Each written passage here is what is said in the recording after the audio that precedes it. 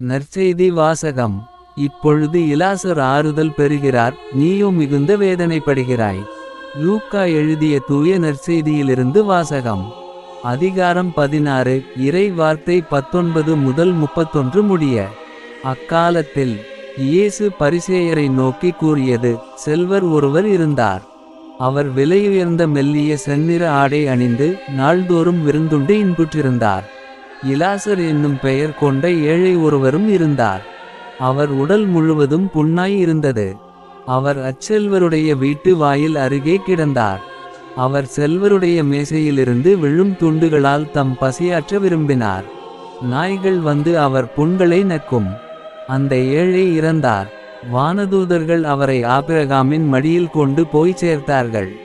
செல்வரும் இறந்தார். அவர் அடக்கம் செய்யப்பட்டார். அவர் பாதாளத்தில் வதைக்கப்பட்டபோது அண்ணாந்து பார்த்து தொலையில் ஆபிரகாமையும் அவரது மடியில் இலாசரையும் கண்டார். அவர், தந்தை ஆபிரகாமே, எனக்கு இரங்கும். இலாசர் தமது விரல் நுனியை தண்ணீரில் நனைத்து எனது நாவை குளிரச் செய்ய அவரை அனுப்பும். ஏனெனில் இந்த தீப்பிழம்பில் நான் மிகுந்த வேதனைப்படுகிறேன் என்று உரக்க கூறினார்.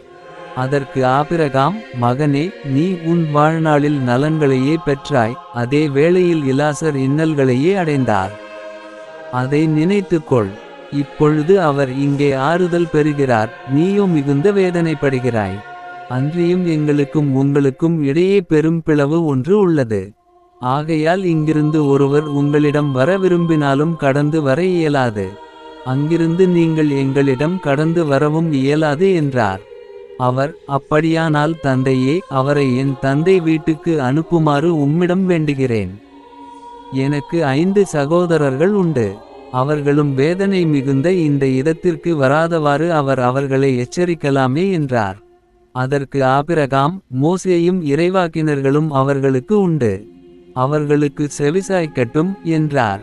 அவர், அப்படியல்ல தந்தை ஆபிரகாமே, இறந்த ஒருவர் அவர்களிடம் போனால் அவர்கள் மனம் மாறுவார்கள் என்றார்.